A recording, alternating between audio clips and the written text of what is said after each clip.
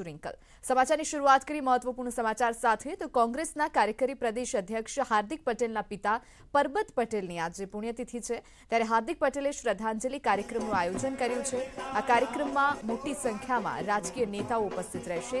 ભાજપ અને કોંગ્રેસના રાજકીય નેતાઓ શ્રદ્ધાંજલિના આ કાર્યક્રમમાં હાજર રહે તેવી શક્યતાઓ છે।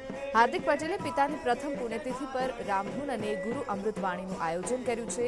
સાથે જ સુંદરકાંડના પાઠ અને રામ ભોજન પ્રસાદનું પણ આયોજન કરેલું છે। થોડીવારમાં પ્રદેશ કોંગ્રેસ પ્રમુખ જગદીશ ઠાકોર, પ્રદેશ કોંગ્રેસ પ્રભારી રઘુ શર્મા, પૂર્વ વિપક્ષ નેતા પરેશ ધાનાણી અહીં પહોંચશે।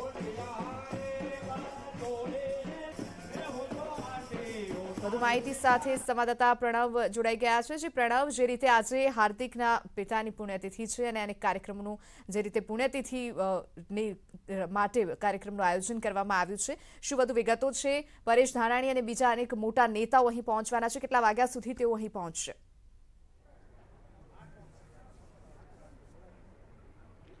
ચોક્કસ જે હાર્દિક પટેલ છે એ પ્રદેશના કાર્યકારી પ્રમુખ છે કોંગ્રેસ પાર્ટીના, તેઓના જે પિતા છે સ્વર્ગસ્થ ભરતભાઈ પટેલ, તેઓની આજે પ્રથમ પુણ્યતિથિ નિમિત્તે તેઓએ એક ધાર્મિક કાર્યક્રમનું આયોજન છે વિરમગામ ખાતે, જે હાર્દિક પટેલનું જે પોતાનું નિવાસસ્થાન છે વિરમગામ, ત્યાં તે આખો સમગ્ર કાર્યક્રમ છે તે આયોજિત કર્યો છે।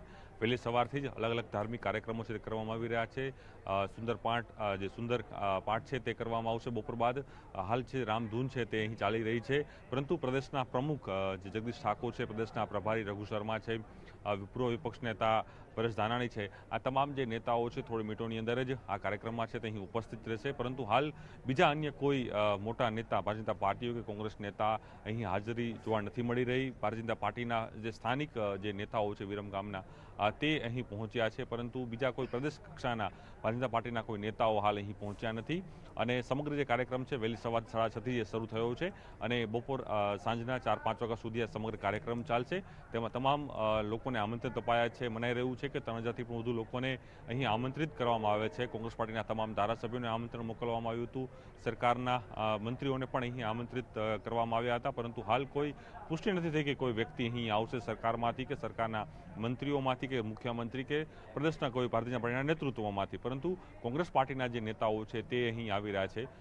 વિષય એટલા માટે અહીં બની રહ્યો છે ચર્ચાનો, કારણ કે હાર્દિક પટેલ છેલ્લા અનેક સમયથી જે રીતે પોતાના સોશિયલ મીડિયાના માધ્યમથી કોંગ્રેસ પાર્ટીની જે પોતે વાતો કરી હતી અને કોંગ્રેસ પાર્ટીથી જે પોતાની નારાજગી વ્યક્ત કરી હતી, તેને લઈને તેઓ સતત ચર્ચાના વિષયમાં તેઓ જોવા મળી રહ્યા હતા। ચર્ચાનો એક કેન્દ્ર બિંદુ છે હાર્દિક પટેલ બન્યા હતા અને તે સમયે જ તેના પિતા જે છે ભરત પટેલ, તેઓની આજે પ્રથમ પુણ્યતિથિ છે તે નિમિત્તે એક ધાર્મિક કાર્યક્રમનું આયોજન કરાય છે। ત્યારે સૌ લોકોની નજર પડે છે કે કયા નેતાઓ તે કાર્યક્રમમાં હાજરી આપે છે અને જે રીતે અટકળો પણ ચાલી રહી હતી કે હાર્દિક પટેલ કદાચ ભારતીય જનતા પાર્ટીમાં જોડાઈ શકે છે, ભારતીય જનતા પાર્ટીનો કેસરીઓ ધારણ કરી શકે છે, કોંગ્રેસ પાર્ટીને હાથ છે તે છોડી શકે છે, તેની વચ્ચે આ સમગ્ર ધાર્મિક કાર્યક્રમ યોજાઈ રહ્યો છે।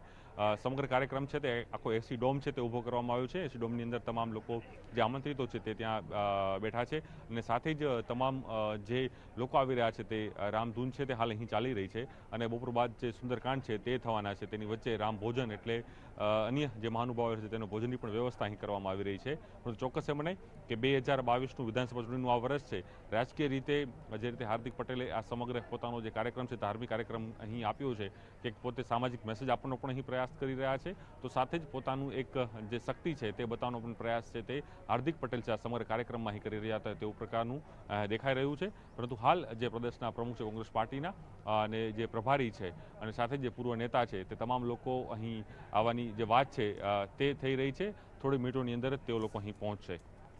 જી પ્રણવ, આભાર અમારી સાથે જોડાવા બદલ અને આ તમામ માહિતી બદલ।